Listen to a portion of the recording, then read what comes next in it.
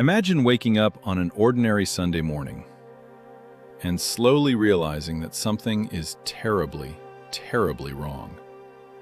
A house that should have been full of people is suddenly quiet. 3 women were supposed to be there, but they were gone. Their names were Sherrill Levitt, her 19-year-old daughter Suzanne Streeter, and Suzanne's 18-year-old friend Stacy McCall. It was June 7th, 1992, in Springfield, Missouri. Just hours earlier, Suzanne and Stacy had been celebrating one of the biggest nights of their young lives, their high school graduation. After attending graduation parties on the night of June 6th, the 2 friends returned to Sherrill Levitt's home to spend the night. Nothing about that evening suggested that it would become the beginning of one of America's most enduring missing person mysteries. But sometime during the early morning hours, something changed. According to the FBI, the 3 women disappeared from Sherrill's home sometime between approximately 2:15 a.m. and 7:30 a.m., a window of just over 5 hours. 5 hours that would eventually become the center of a mystery lasting more than 3 decades. There was no confirmed sighting of the women after that night, no message explaining where they had gone, and no clear answer about what happened inside the house. By the time their friends and family realized something was wrong, the 3 women had already disappeared. The Springfield 3 had vanished, and the strangest part of the case was where it happened. They disappeared from the very home where they were supposed to be spending the night.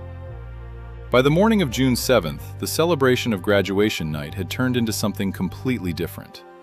Suzanne and Stacy were supposed to spend the day with friends at a water park, but they never showed up. Concerned, their friend Janelle Kirby and her boyfriend Mike Henson went to Sherrill Levitt's house to check on them. When they arrived, the front door was unlocked. They went inside, but there was no sign of Sherrill, Suzanne, or Stacy. Their cars were still at the house. Their personal belongings were still inside. The women's purses had been left behind. So were their keys and other everyday belongings. Even the family dog Cinnamon was still inside. Nothing immediately explained why 3 people would simply leave.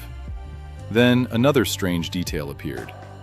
The glass cover around the porch light had been shattered. Janelle and Mike did not realize they might be standing inside a potential crime scene. The broken glass was swept away before investigators arrived. Later, police believed that the house had been disturbed by numerous people who entered or cleaned parts of the residence before the investigation could properly begin. That meant some potential evidence may have been lost. But there was another unsettling moment that morning. While Janelle was inside the house, the telephone rang. She answered it. An unidentified man made obscene comments. She hung up. The phone rang again. Another disturbing call followed. Janelle hung up once more. The calls were later considered another unexplained detail surrounding the disappearance, but they did not provide investigators with a clear answer. When police eventually examined the house, there was no obvious explanation for where the 3 women had gone. Their cars were there. Their belongings were there. The house was still standing exactly where it had been that morning, but the people who should have been inside it were gone. And now investigators had to reconstruct the final hours of 3 lives, without the 3 people who could tell them what happened. As days turned into weeks, and weeks into months, investigators followed thousands of leads. But the case kept returning to the same frustrating problem. There was no definitive evidence showing what had happened to the 3 women. So investigators began looking more closely at the people and circumstances surrounding them. One theory focused on someone from Suzanne's past. Her former boyfriend, Dustin Rekla, had been involved in a disturbing grave robbing case months before the disappearance. Suzanne had given police information about what she knew. Because of that connection, investigators considered whether the incident could somehow be related to her disappearance. But no evidence has ever established that Rekla or his associates were responsible for the Springfield 3. Then another name became one of the most talked about in the case: Robert Craig Cox.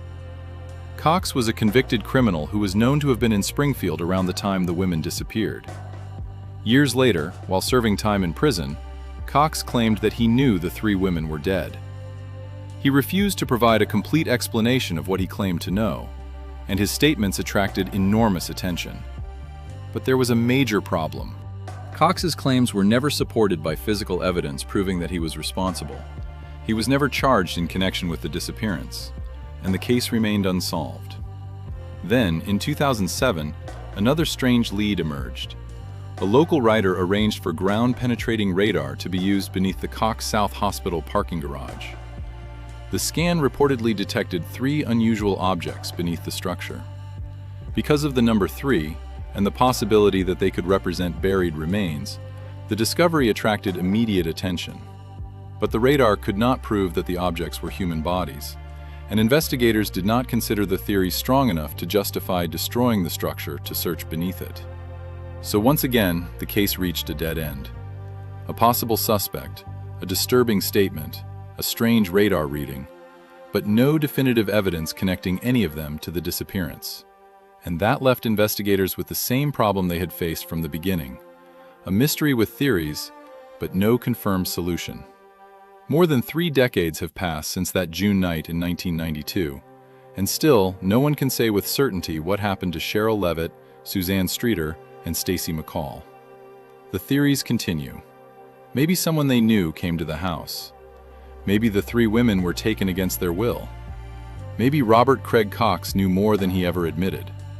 Or perhaps the truth is hidden somewhere inside one of the many leads investigators have followed over the years. But there is an important difference between a theory and evidence. A theory can explain what might have happened. It cannot prove what actually happened. The FBI still lists all 3 women as missing. Age progression images have also been released, showing what they might look like today. Yet there is still no confirmed location for them, no confirmed account of how they disappeared, and no definitive answer to what happened during those few hours before morning. That is what makes the Springfield 3 so haunting. 3 women went home after a night of celebration. Their cars remained behind. Their belongings remained behind. But they did not. More than 30 years later, the silence remains. And until someone discovers the missing piece of this story, the Springfield 3 will remain one of America's most enduring unsolved mysteries. If this documentary kept you interested, make sure to like the video and subscribe to ChronoVerse for more unsolved mysteries and dark histories. And now, we want to hear from you. What do you think happened to Sherrill, Suzanne, and Stacy? Share your theory in the comments. Thank you for watching, and I'll see you in the next Chronicle. Some mysteries are solved by time. Others remain trapped in history forever. This was ChronoVerse.